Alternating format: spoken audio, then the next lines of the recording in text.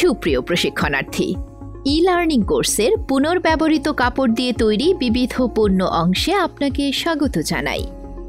কোর্সের এই অংশে আজ আমরা শিখব পুনর্ব্যবহৃত বা রিসাইকেলড কাপড় কি, এর গুরুত্ব কেন, কি কি তৈরি করতে পারেন, প্যাচওয়ার্ক এবং পুরাতন শাড়ি থেকে কি তৈরি করতে পারেন, কোন কাপড় দিয়ে কি পণ্য তৈরি করবেন, ব্যবসায়ের সম্ভাবনা, সহায়তা ও প্রশিক্ষণ। পরবর্তী ধাপ, চলুন শুরু করা যাক। পুরনো শাড়ি, জিন্স এবং অন্যান্য পুনর্ব্যবহৃত কাপড় ব্যবহার করে আপনি আপনার ঘরে বসেই সুন্দর এবং প্রয়োজনীয় জিনিস তৈরি করে নিতে পারেন। এটি আপনার পরিবারের জন্য আয়ের একটি উৎস হতে পারে এবং আপনার দক্ষতা ও সৃজনশীলতা দিয়ে কিছু মূল্যবান কাজ করার সুযোগ দিতে পারে। এই অংশের শুরুতে আমরা আমাদের অতিথি ফ্যাশন ডিজাইনারের কাছ থেকে কিছু মূল্যবান কথা শুনে আসি।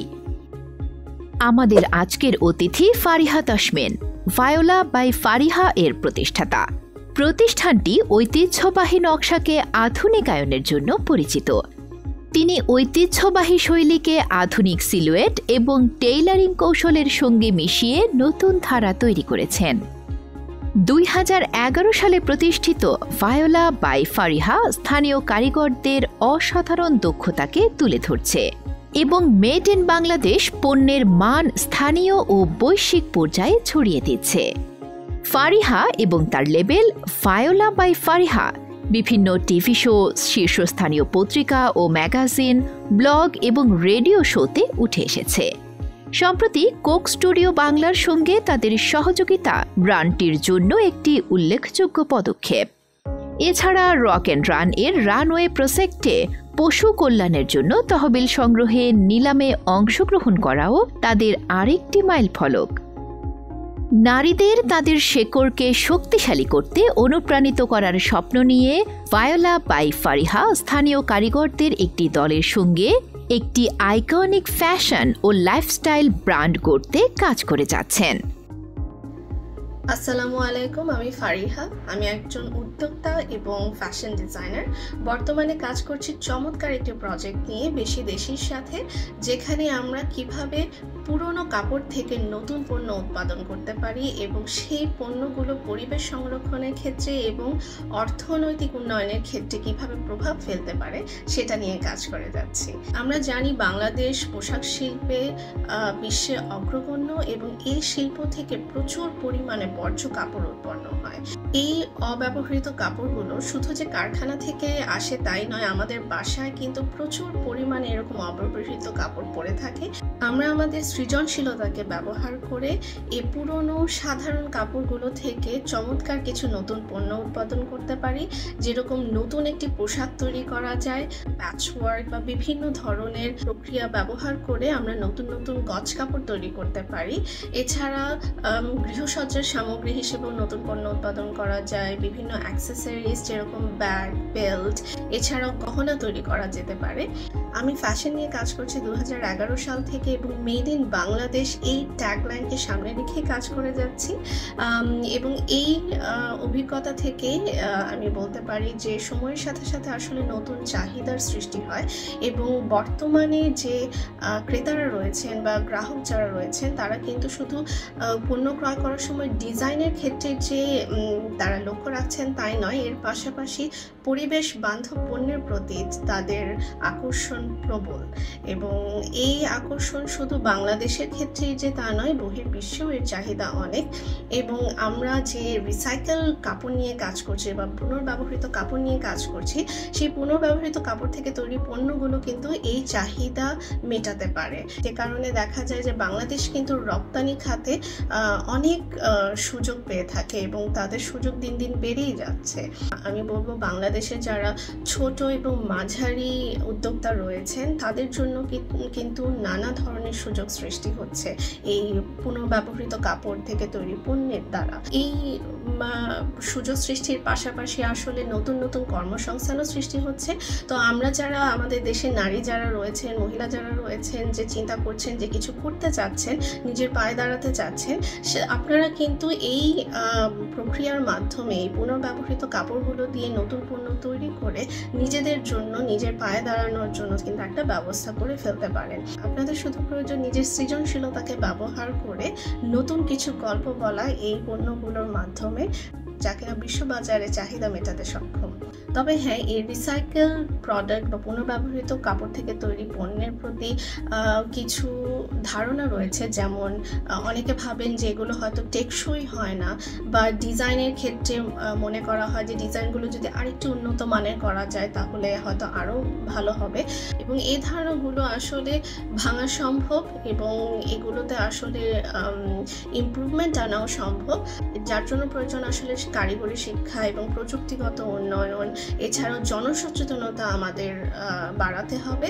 সেক্ষেত্রে এই পুনর্ব্যবহৃত কাপড় দিয়ে তৈরি পণ্য দ্বারা কিন্তু বাংলাদেশ শুধু বিশ্ববাজারে পরিবেশ বান্ধব বা পরিবেশ সংরক্ষণের জন্য কাজ করে যাচ্ছে এই হিসেবে পরিচিতি পাবে তাই নয়, এর পাশাপাশি টেকসই উন্নয়ন এবং নারী আর্থিক ক্ষমতায়নের ক্ষেত্রে একটি রোল মডেল হিসেবে পরিচিতি পেতে পারে। আসুন আমরা এবার শুনে নিই পুনর্ব্যবহৃত কাপড় কি এবং এর গুরুত্ব কেন। প্রথমে জেনে আসি পুনর্ব্যবহৃত কাপড় কি।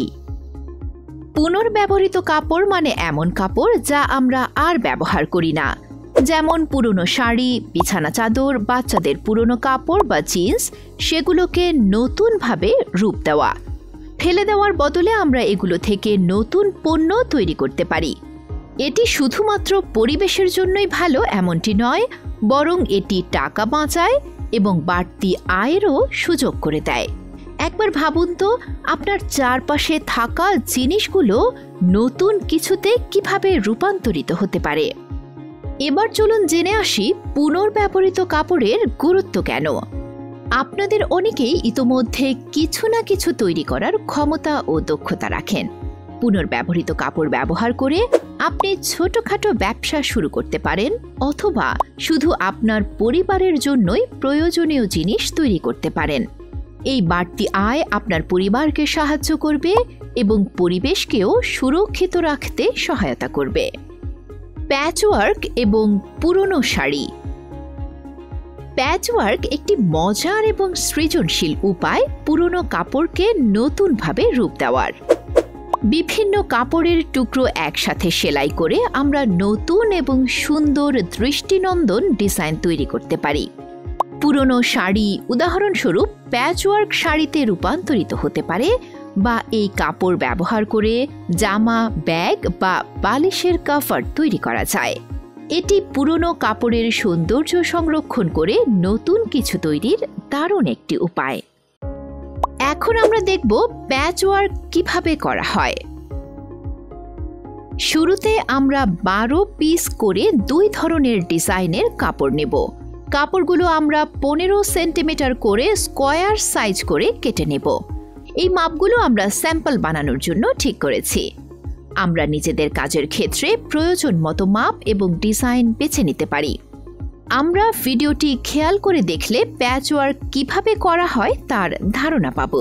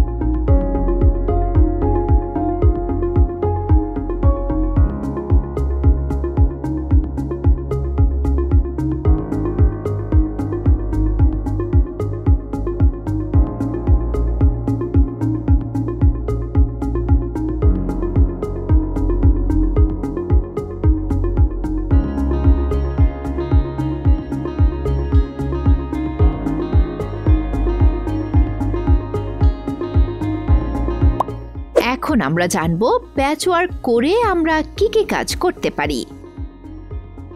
প্যাচওয়ার্ক করে কি কি কাজ আমরা করতে পারি? থান কাপড়। প্যাচওয়ার্ক করে আমরা বহুবিধ কাজের জন্য থান কাপড় তৈরি করতে পারি। এই থান কাপড় কিনে গ্রাহক অনেক নতুন নতুন ব্যবহার করতে পারেন, যেমন আসবাবপত্রের কভার, ফ্যাশন আইটেম বা অনেক নতুন কিছুও বানাতে পারবেন। পোশাক। প্যাচওয়ার্ক করে আমরা পোশাক হিসেবে শার্ট, কুর্তি, স্কার্ট এবং অন্যান্য অনেক কিছু বানাতে পারি। এই ধরনের ফ্যাশন আইটেম গ্রীষ্মকালে বেশ জনপ্রিয় হয়ে থাকে। বাড়ির সাজসজ্জা। প্যাচওয়ার্ক করে আমরা বাড়ির সাজসজ্জা এর জন্য cushion, table mat, table runner, napkin, quilt, দেয়ালসজ্জা এবং অন্যান্য অনেক নতুন নতুন প্রোডাক্ট বানাতে পারি, যা একটি বাড়ির সৌন্দর্যকে বহুগুণে বাড়িয়ে দেবে। ব্যাগ। প্যাচওয়ার্ক করে আমরা অনেক ধরনের ব্যাগও তৈরি করতে পারি, যেমন ব্যাগ হিসেবে টোট bag, hand bag, laptop bag সহ অন্যান্য ব্যাগ আমরা বানাতে পারি, যা এখন ফ্যাশন হিসেবে বেশ জনপ্রিয়। এছাড়াও আমরা প্যাচওয়ার্কের সাথে পাট বা রেক্সিন ব্যবহার করে ব্যাগকে আরও নান্দনিক ও আকর্ষণীয় করে তুলতে পারি। আসুন এবার আমরা প্যাচওয়ার্ক কাজের কিছু টিপস শিখে নেই। প্যাচওয়ার্ক। আমরা ভিডিওটি খেয়াল করে দেখলে প্যাচওয়ার্ক কিভাবে করা হয় তার একটি ধারণা পাব। 14 ইঞ্চি বাই 14 ইঞ্চি কুশনের জন্য প্রথমে আমরা 16 ইঞ্চি বাই 16 ইঞ্চি একটি কাপড় নেব। এরপর 5 ইঞ্চি সাইজের 9টি ভিন্ন ধরনের কাপড় নিব এবং একটি কাপড় অন্যটির সাথে সেলাই করে যুক্ত করব।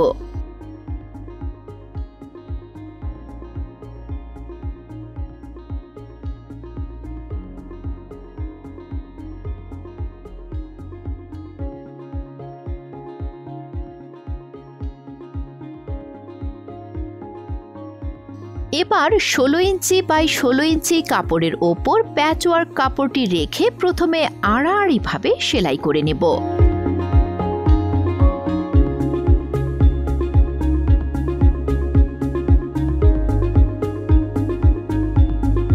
তারপর প্রতিটি চতুর্ভুজ ঘরগুলোকে আড়াআড়ি সেলাই করব।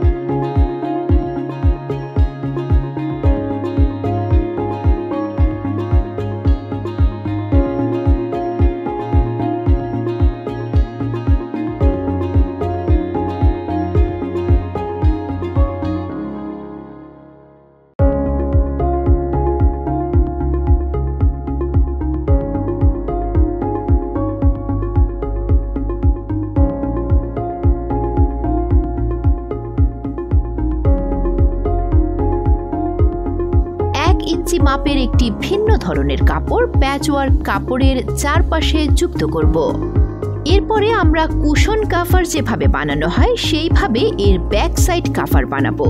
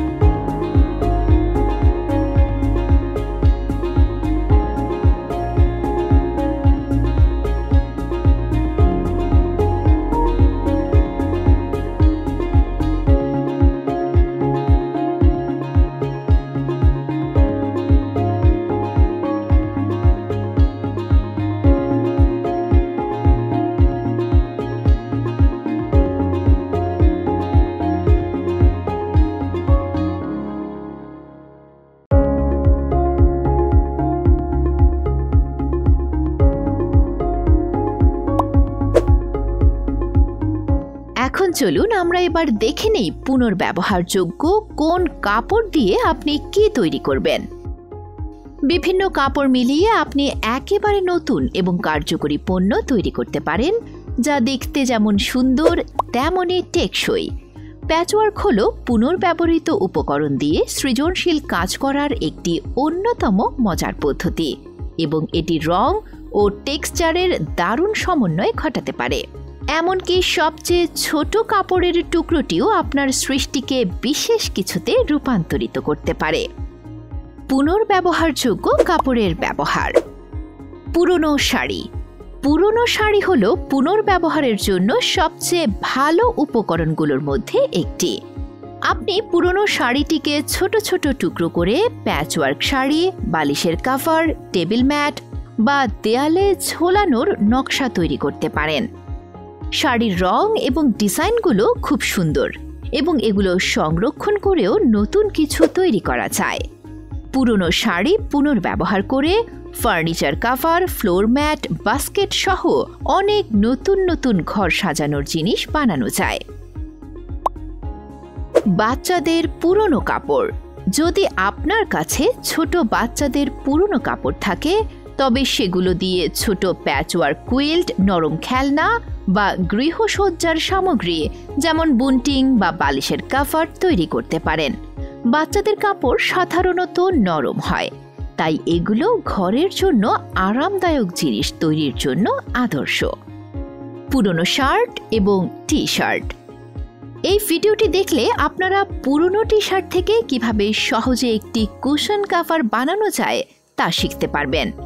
পুরনো শার্ট এবং টি শার্ট দিয়ে আপনি ক্যাজুয়াল পরিধানযোগ্য পণ্য যেমন প্যাচওয়ার্ক শার্ট বা বালিশের কভার তৈরি করতে পারবেন।